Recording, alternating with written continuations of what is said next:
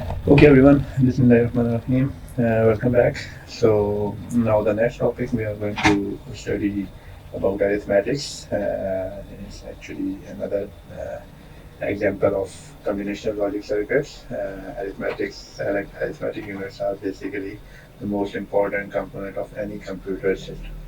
So we'll study the basic building blocks that lead to the design of an arithmetic logic unit. And arithmetic logic unit is actually the main integral component of a computer.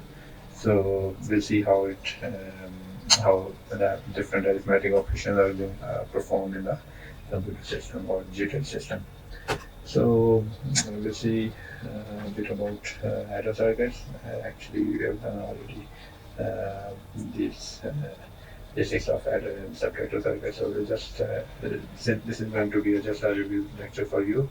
So we'll do adder circuits. We'll see the sign number representation system and subtractor circuits, and we'll then see how an arithmetic logic unit can be integrated from these components.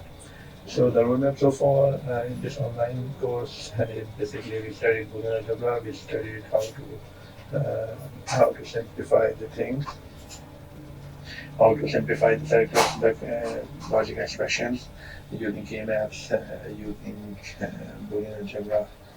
That there are different techniques of designing the digital logic circuits. We'll see how multiplexers and decoders are used to design complex digital circuits. So today we are actually studying about digital combination circuits. So this is just arithmetic circuits are just the example of this. So as we know that the addition in your computer is just like your addition that you're used to do. Arithmetic is the most basic thing that you can do with a computer, but it's actually not that simple. The addition is just like how you do the addition like in your school days. It's just there is some there are two operands of your addition. One is called argand, and then the other is addend. So you just add the two numbers in any format. Then there is a carry in. That carry in is actually added to your individual digits. So how you do addition? You do addition of every digit separately. We just add this 1 plus 0 and the carry in, which is actually 0 at this point. So this is 0.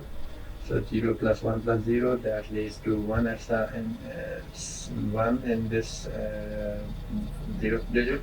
So basically this is binary addition, so it means that every digit is a binary number. So 1 plus 0 is 1, the carry will be 0. So this is your carry for that come from the 0th bit to the first bit. 1 plus 1 is 0, carry is 1. 1 plus 1 is 0, the carry is 1. 1 plus 1 is 1, and the carry is also 1. So this is the addition, this is a typical addition, and actually your digital circuit will be just the reflection of the same thing. The least significant bit is the 0th bit, and the most significant bit is the maximum, the final bit that you can see here. The one thing you also noted that both the numbers of addition are basically 4 bits, 4-digit numbers, and the result here is actually in 5 bits. So if we have a 4-bit container, register or anywhere where the data is stored, if it's a 4-bit number, the result is in 5 bits. So it means it's outside the range of 4-bit numbers, and it's actually unsigned numbers. So just like your normal addition, we start from the half adder, but at half adder, where we don't have a carry in, we just do the addition of two numbers, x and y. It's just like the 0th bit of this one. So we have got two numbers, we don't have a carry in, we just do the addition. If both numbers are 0, 0, the result will be there will be a sum and carry as output. sum is 0 and carry is 0 when the both are 0 0. It will only lead to carry of 1 when both x and y are 1 1. Otherwise, if one of the inputs are 1, so the sum will be 1. So this is actually the first step of your addition adder circuits, and this is called a half adder. And by simplifying, you can see this carry is just the end of x and y, because when both x and y are 1, the carry will be 1. And sum is just the exclusive or you can see when both x and y are um, not the same. So x invert y plus x y invert. So it will be just a simple expression. If we write in the sum of product terms, it will be x dash y plus x y dash. That is actually the same thing as another logic gate that is called exclusive OR. What is exclusive OR? Exclusive OR is a gate, is a logical operation when for two variables. It means when in two variables, if they are both not equal, if they are both different, then the exclusive OR will have a value of 1. So in this scenario, you can see x and y, they are actually different. Then that means this output of this exclusive OR gate will be 1. If we extend it into 3 bits, it will be another bit. You can actually the number of 1 in an input expression will have to be an odd number, so that the exclusive OR output is 1. So this is actually a simple expression of a half adder with one exclusive OR gate and one AND gate. The sum and carry is actually generated by for this half adder. We're using this circuit because it's actually very handy to find bigger adder circuits. So next thing is full adder. So what is a full adder?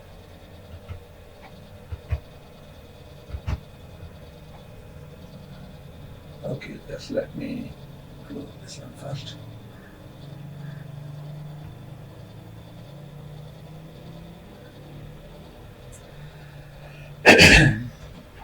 Okay, what is a full adder? Full adder means we have a carry in as well this time. So if we have carry in of 0, it will be the same as the half adder. But if we have got a carry in of 1, it means then the sum will be a bit different. So the rule is simple. We just add all these numbers, all the inputs, all the input bits, and see what the carry and sum are. So if we have got 2 1s in the input combination, the carry out will be 1, and the sum will be the same 0, because the sum is actually 0. If you have got the odd number of inputs here in the input combination, output odd number of 1s, then the sum will be 1. And for carry out 1, we need to have the result more than 1. So this is actually the truth table for a full adder. As you can see, the sum is basically, there are 4 cases of input combination where the output sum is 1, and out of all these 4 cases, you can see the number. These are basically, you can actually implement the whole sum using just an exclusive OR gate. So here you can see this was the half adder. You can actually do the same thing, but if we are doing the 3 bits for these numbers, you can see the combinations are almost the same. The last one is where there are 3 number of 1s in the input. That means exclusive OR combination, exclusive OR is true. So this sum is just the exclusive OR function of x, y, and carry in. For carry out, the carry out is basically, you can simplify it into like this. That is because we are going to use the half adder to implement this full adder. You can simply use the K-map simplified expression of both sum and carry out, but that will be a different circuit. actually we are going to have half adder in our circuit, so that the module that we used again and again. So this is your full adder circuit. Sum is simply x exclusive or y exclusive or same, and the carry out is basically from the circuit, from this sum of product term, we actually simplified into like this. We got x exclusive of y here, and then this is actually the common thing where we get this final value. So by using just the simple half adder circuits like in the previous slide, we use two half adder circuits to generate a full adder. So this is your full adder with x and y inputs normally, and the carry in to get a final result. So this is a full adder circuit that actually gets a single bit addition with carrying.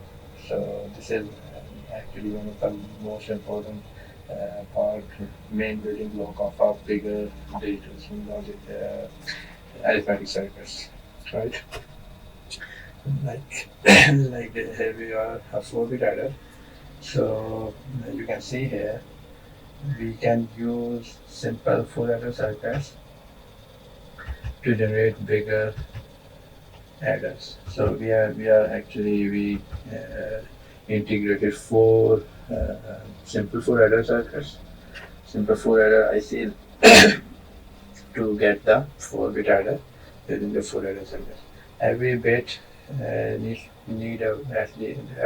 bit actually needs one full adder circuit to compute the sum for that specific bit. X and Y, you can see here A0, B0, A1, B1, A2, B2, A3, and B3. So these are A and B2 numbers, and we use full adders to generate S0, S1, S2, and S3. CI is basically your carry in, and CO is basically your carry out. CO will be generated at the final bit, the third bit in a 4-bit number system. So the same example, let's see how it goes in this 4-bit adder. The same number, A is equal to 1011, B is equal to 1110. They are both unsigned numbers. We are not talking about signed numbers yet. So A0 is basically 1101 from the right, from the significant bit. We can see here this is 1101. So, and the B0, B1, B2, and B3 are equal. So here the result is just like the same addition but we did the simple addition by adding 0 plus 1. The result is 1 and the carry is 0. And here we are. And for the first bit, basically carry is 0, A1 is 1, B1 is 1, 1 plus 1 is 0, and the carry is 1. And so on, we actually get a 4-bit number as a result for this addition. But we've got a 5th bit, which is a carry out here, and that is actually something we have to load here. We are adding 2 4-bit numbers, and the result is in 5 bits. The result is not in 4 bits. So this is actually a case of overflow. So what is overflow?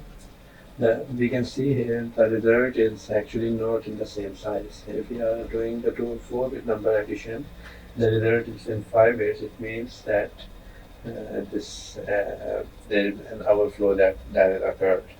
So for unsigned numbers, for unsigned addition, overflow occurs when the carry out is 1. So basically, for a 4-bit number, if the result is in 5 bits, that means if carry out is 1, it means we have got an overflow condition for an unsigned number. Signed bit number, it will be very different. So overflow is actually a very normal operation.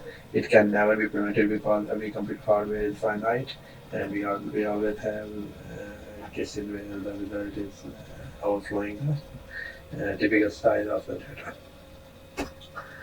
So here's another thing from this 4-bit adder. We can see that this is actually the whole 4-bit adder in a simple circuit way, we are actually using the half adder circuit for generating the sum and carry. So you can see here, if for every carry out, then basically, or you can see the result of the 0th bit is actually needed for the computation of the first bit. Why? Because we need carry out here, which is needed in the first bit, and the result of the first bit is actually needed in the computation of the second bit, bit number 2. And similarly, the result of the bit number 2, that means C2, is actually needed in the computation of bit number 3, which is the last bit here. So you can see here, basically these type of adders are called ripple carry adders. Why it's called ripple? Because there is a ripple of carry out that are actually going further to compute the next one. And the drawback of this is that you actually every gate has its own delays. So it means for these 4 bits, all you can see, this is a 4-bit adder. So the result, the CO, the basically CO is actually generated after a bit of delay. So for every bit, there is a delay added to the circuit because of this whole circuit. So you can see here, if we have got a 4-bit number, the delay from A0, B0 and CI, that is the main inputs, to the CO is about 9 gates. You can see here, this is your gate number 1. This is gate number 1, this is gate number 2, this is gate number 3, 4, 5, 6, 7, 8 and 9. So we have got 9 gates here. That is the delay for a 4-bit number. And similarly, if we have got a bigger adder, like a 8-bit or 16-bit or 32-bit adder, the delay will be too much, and that will be a big problem for your design. We need to keep the delay as short as possible to make things easy. Otherwise, it will be a very time-consuming circuit, and that will lead to a bigger clock cycle for slower computers. So computer speed can be affected if we are using combination logic circuits that are very time consuming or taking too much time like this. So for this, there is a technique, there is a method that is called carry lookahead. Instead of waiting for the carry out from each of the previous stage, we can actually minimize that delay by computing it directly with a 2-level simple circuits. How it can be done? First, we define 2 different functions. There is a generate function, GI, that produces 1 when there must be a carry out from the position. So basically what we are doing is, we are generating the carry before actually computing the sum. So for each of the bit. So how it is done is actually a bit of prediction. You can see you're actually computing well before the actual sum is taking place. So there is a generate function, GI, that produces when there must be a carry out from that position. Like if there is a 0th bit, so the I will be the carry out generate for the 0th bit. Similarly, it will keep adding up to the more higher bits. Then there is another function called propagate function. That propagate function, PI, is true when an incoming carry is propagated. That means you have some input carry term. That is when AI and BI one, when AI or BI both are 1, when either of these 2 are 1, but not both, then we can write the carryover function CI plus 1 is equal to GI, the generate, plus PI and CI. So basically, we are generating the carry out of the next bit, or carry in for the next bit. That is the carry out for the current bit from the generate of the current bit and the propagate function of the current bit, as well as the carry, the current carry. Now let's see how it's happening, how it happens. Let's look at the carry out equation for the specific bit, simple normal zero bit. So what is the carry one from the zero bit? You can see it's just G0, the generate of zero bit, plus a simple OR operation with P0 and C0. And what is P0 here? You can see P0 is, this is actually the same thing as your general carry formula. G naught is basically your simply the A and B, the AND gate operation of A and B, and P naught is basically the exclusive OR gate, exclusive OR function of A and B. This is actually the same formula for the simple carries. So what is carry one? Carry one is basically is equal to AB, which is the simple, the original formula, the original circuit for. This is your G0 plus, what is P0? P0 is simply the exclusive OR function of A and B. So A and B exclusive OR.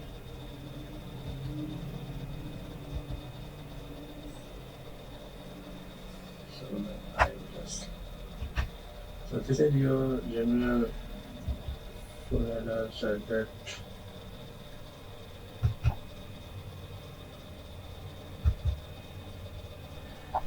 So see, this is how you are actually generating from the next bit carry from the previous bit. So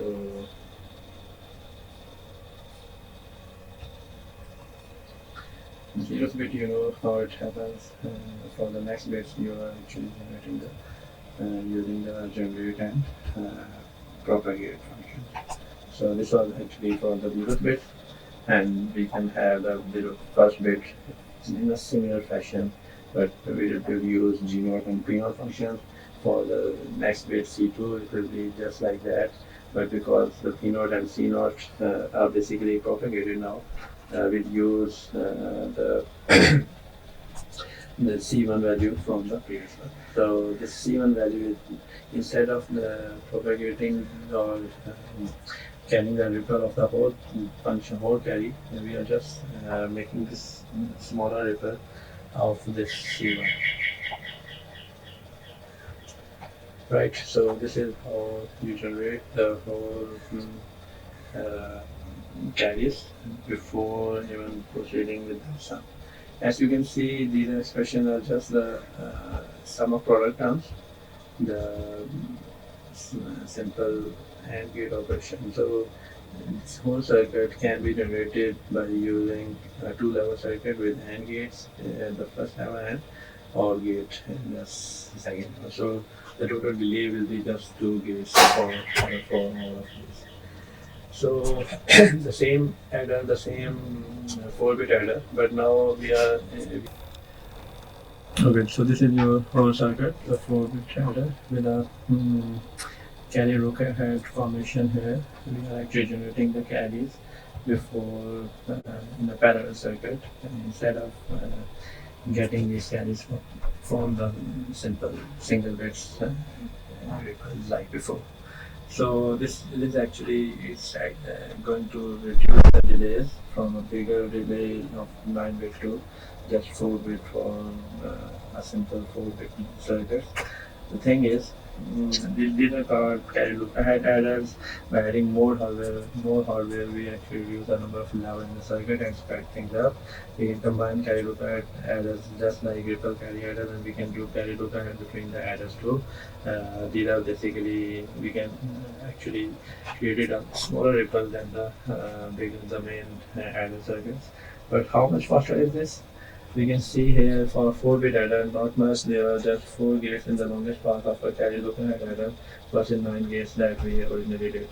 But that is if we are doing a bigger logic circuit, if we do the cascading properly, a 16-bit carry Lookahead adder will have only 8 gates in the longest path as opposed to the 33 with a ripple carry adder. So, and as we use bigger additions, like in the newest processor, we use 64-bit adders. That's 12 versus 129 gates, and 29 gates delay is actually a lot, and that can actually reduce the performance by a big margin. So the delay of carry lookahead grows logarithmically with the size of the adder, while the carry adder delay grows linearly. So that's the difference between a linear and a logarithmic graph. As we have got a bigger adders, the difference will be much smoother than in the carry lookahead than the normal one. So that's about the addition. We know how to do addition. The next thing is subtraction. Now this is actually what we did in the earlier lectures as well. So we are just going through a quick review of the signed number representation and do the subtraction by using the same hardware type. So just a quick overview of the three original representations, number systems of representations of sign of negative numbers or negative number system representation. We actually studied about three different magnitude representation. The first one is actually just by putting a positive or negative sign that we actually do in our daily life, a positive one or a negative one. We will just put a 0 or 1 on the most significant side for the sign of positive and negative. A 0 sign bit represents a positive number and a 1 sign bit represents a negative number. So for that, what happens here? For any number, for example, this is 1101 is actually binary 13. So decimal 13 in binary. So we just put a 0 here to make it plus 13 and 1 here to make it minus 13. And similarly for 40100, it will be 0100 is going to be plus 4 and 10100 will be minus 4 in a 4-bit to 5-bit sign magnitude representation. There was some problem with this because if we do the addition, it will be a simple trivial addition. We have to change the bit and sign bit from 0 to 1 according to our number addition. So it's actually it leads to a very complex scenarios. So it's actually that's another reason it's not used in our digital systems. So this method is actually quite a complex one, so we don't use this one. Then the second number representation system was called one's number representation, one's complement representation. One's complement is just simply using the complement of that number by taking the one's complement. And what's the one's complement is basically we just replace the zeros with ones and ones with zeros. So technically we are actually subtracting from 1. So if we subtract a number from all ones, if we subtract a binary number from 1, so it will just negate that number. So for that case, if we do this, if 1101 is plus 13, what we do is we just do one's complement of that. That means it will be a 1. Basically, it's a 5-bit number, so there will be a 10010 for a negative 13 number. And similarly for 40100, 00100 is plus 4 and 11011 will be a negative 4. Okay, there are some problems with this one as well. And one main problem is that there are two zeros, plus 0 and minus 0 as well. The subtraction, the addition of the two numbers, it will need a bit complexity as well. We cannot actually represent the actual magnitude from the data from the bit from a one's complement number system. So if we subtract 01101, that is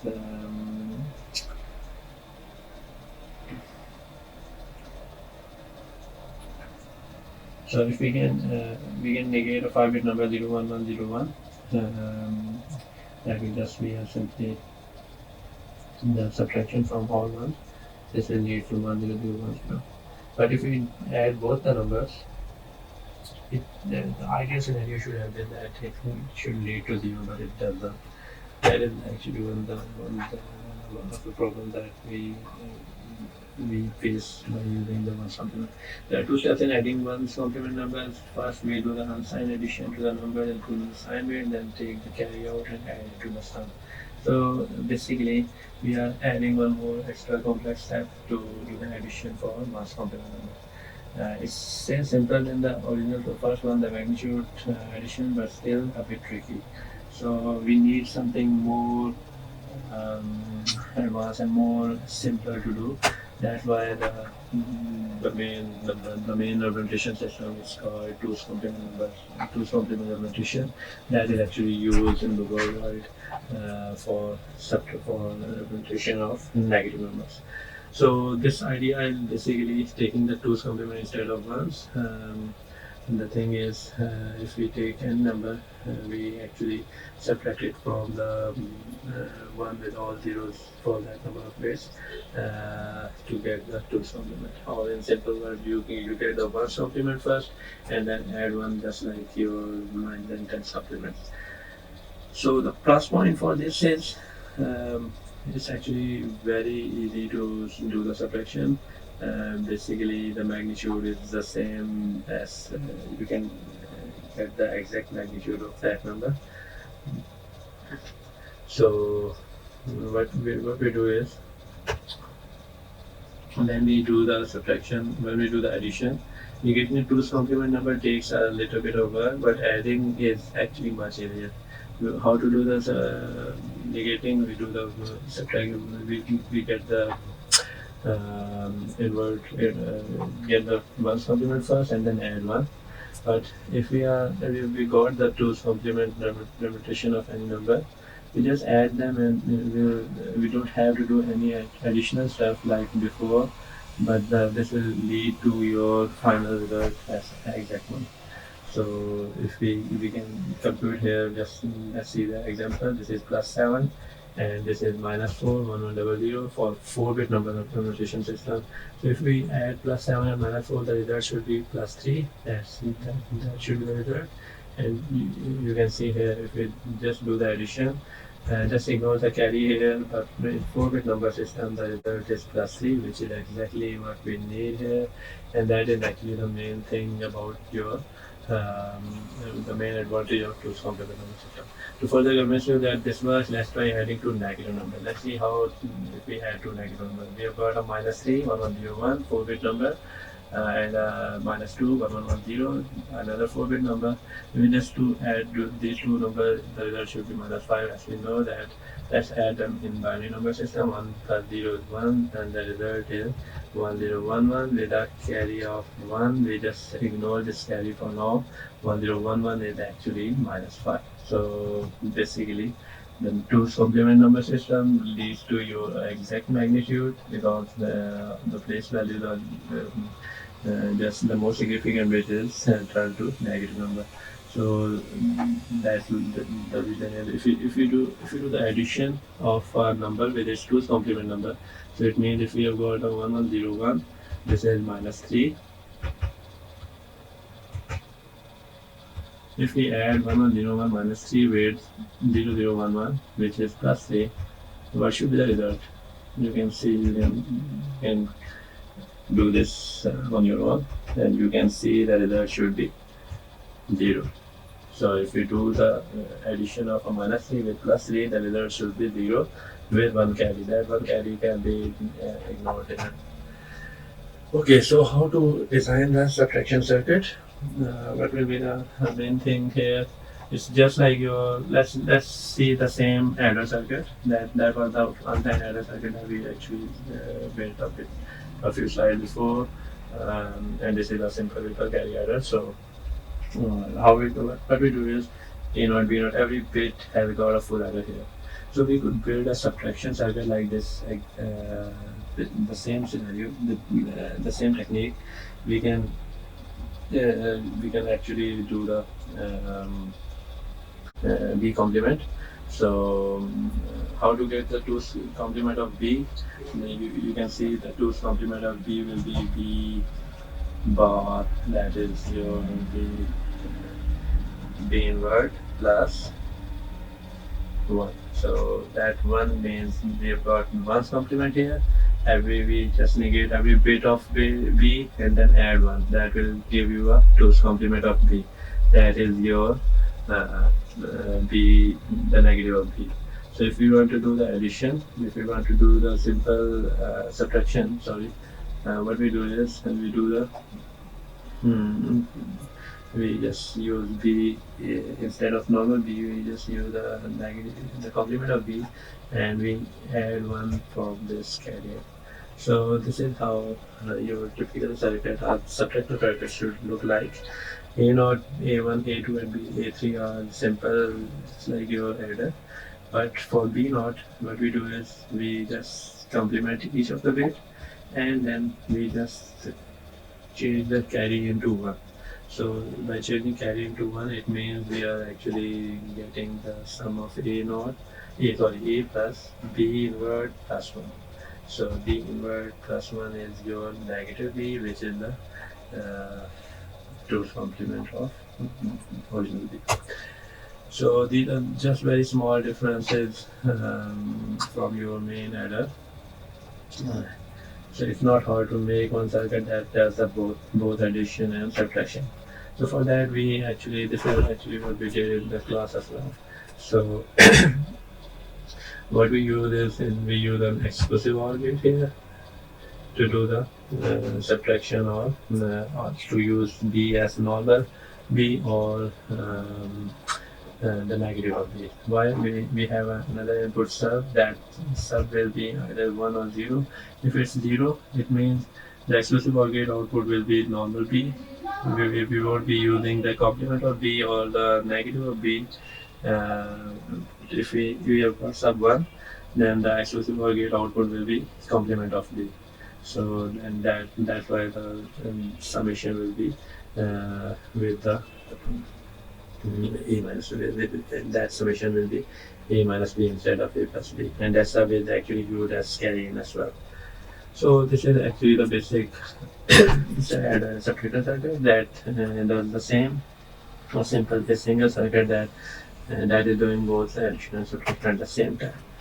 So there is another thing called sine overflow. This is actually the main important thing. It's much different than your unsigned overflow, because for unsigned overflow we just look at carry. If we've got a carry out of 1, that means we have got an unsigned overflow. But for signed overflow, it's not enough.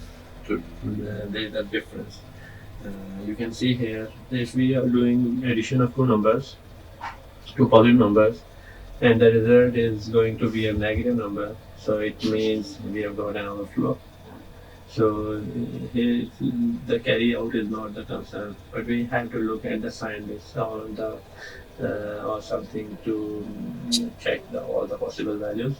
You can actually have different options for different values, different addition examples from same 4-bit numbers. You can try adding two numbers and get, let's see how the result is. If we are adding two negative numbers and the result is a positive number, it means we have got an overflow. So in both of these cases, the carry out is different. So there has to be a different way to check this. This is actually what we have already done in the class, so you should know, the memory should be refreshed by now, that how you can detect your signed overflow. So the easiest way to detect the sign overflow is to look at all the sign bits. So just check all the possible combinations. If we do addition of two numbers, if we are adding two positive numbers, if that is a negative number, it's an overflow.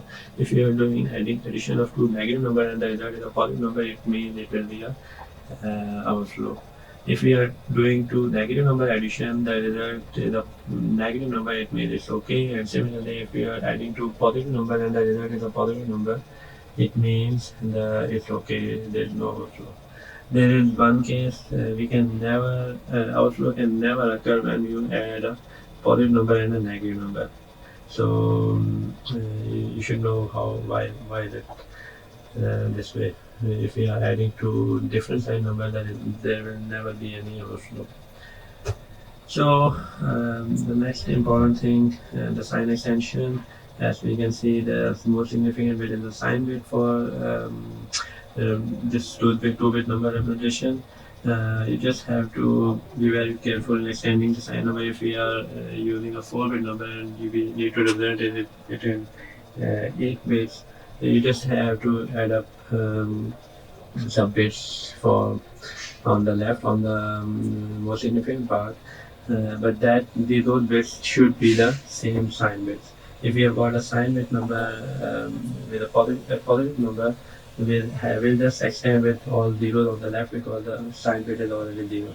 If we are using if we are talking about a negative number, that means that has a sign of -4.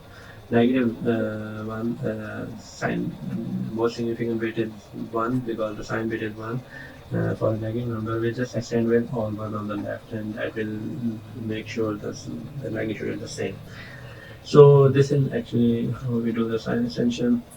Now let's just wrap up. Addition and subtraction are the main operations, and they are the building blocks for the analytical data system. We can use the same thing for designing an arithmetic and logic unit, which is actually the main component of a computer. So hopefully next time we'll study a bit more about some combinational circuits before moving on to the sequential circuits. Okay then, bye bye.